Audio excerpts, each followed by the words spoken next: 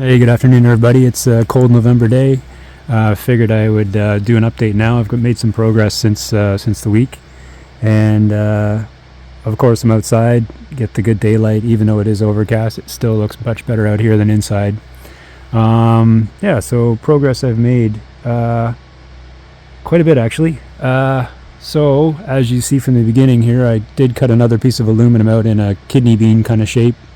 And then I went and smashed some rocks in the driveway, and then I cut up some rope just to do some grass. And so this is the results of combining all three of those.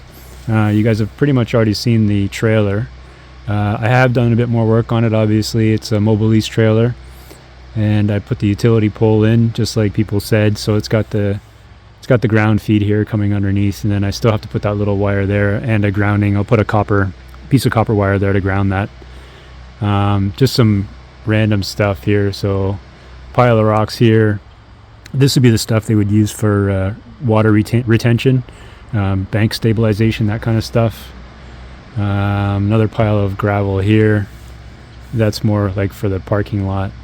I did just airbrush this, and I blew away most of the stuff that was on top with my airbrush, so obviously I didn't do the fastening correctly, so I'll have to go over that again.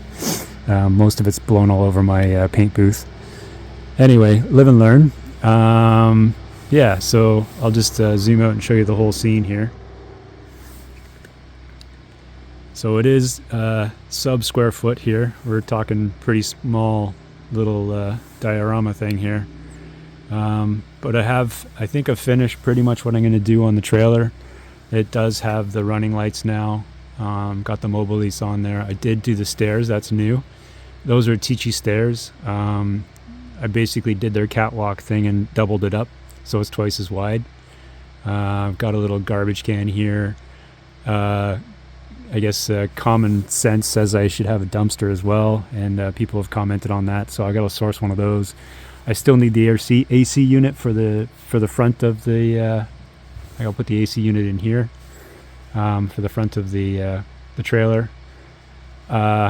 Riff-raff piles here. Of course, we need the railway ties, the sleepers.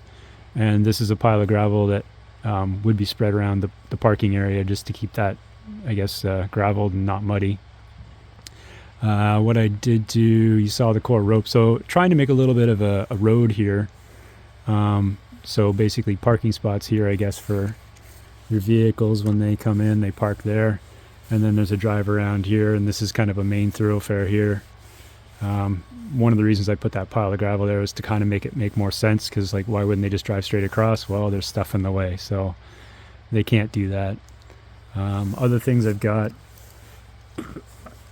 I may spruce up this backhoe a little bit and put him over here just to give a bit more interest to the scene. What else? Okay, the Johnny on the spot here. This has been kicking around my yard for so long, and I haven't really done anything with it. So I figured I would use it for here, because I did see online one of these things. Like, some of them don't actually have indoor plumbing. So this is the rental Johnny on the spot on another one of Phil's train layout. These are the really excellent skids or pallets, right? The I think it's 42 by 48. Great detail on these things, I would say, and when you paint them up, they look amazing.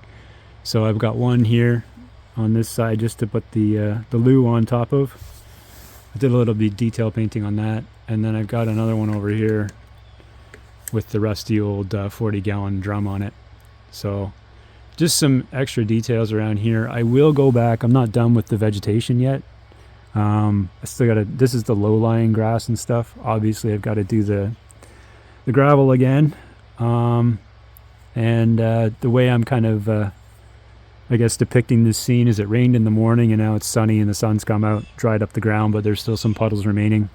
Don't know how much snooping you guys do on YouTube, but there's another guy who was doing puddles, and I thought it was a great idea, and I had a depression in this aluminum thing, and I thought, why not I just take what that guy did? I can't for the life of me remember his name, but basically what he did was he uses clear sheet styrene, and he paints the color of the puddle underneath the styrene, and then puts the styrene on top, so you get that sheen kind of reflective look like a piece of glass, right? And then you just build the scenery around it to kind of blend it in. I think the results are fantastic. One thing I will warn you about, the one you're looking at right now, I dolloped a hell of a lot of paint, acrylic paint under that, and then pressed down on the glass, and that dried out beautifully. That's a good one. This one out front, I'll show you here what not to do unless you're doing a winter scene, which is perfect. If you look at this puddle here, it kind of looks like a winter puddle where the water's evaporated underneath the ice, and it's given that exact effect where the mud's on the bottom of the ice. Perfect for winter, not so good for what I'm after, but what ended up happening here was I used too much water, not enough paint. So again, for a winter scene, use lots of water and a little bit of paint, and let the water evaporate, and then you'll be left with this kind of window effect, which looks like ice. If you don't want that, make sure you jam it full of more paint. I may rip these up and do them again, I don't know. This is the first time I've done it, so I got a puddle there. That one doesn't look that great. I may just like cover that right up. Let me see the other one. This is a puddle over here. I thought it was pretty good, but of course it dried. It looked really good when it was wet, and then it's dried to look like that ice again. Yeah, I don't have a what do you call it, a static grass applicator. This is basically just letting it fall out of my fingertips as I rub it, and it's not that bad actually. You know, if I had static grass on here, I think it would be all over the place. So I was using tweezers and I was using my fingertips to get this grass where I wanted it. And this again is just the first coating of vegetation, and also the first coat of green. There's going to be other greens mixed in there too. I may even do a little tree as well. Why not? But this is as far as I've gotten. And anyway, stay tuned for the third installment. I will have it a bit more complete. And oh yeah, it does have lighting too. I haven't plugged it in obviously, but there's an LED inside there. So we'll see if I do hook that up in the later, just leave it. Definitely long term it will be hooked up. Oh yeah, and I did manage to finish the roof. So this is just regular plastic that I got from that decal sheet. Works beautifully, doesn't bubble up. Just a single coat of white acrylic on it. Anyway, so it does look nice and clean. I did put a little bit of weathering on the roof, but not too much.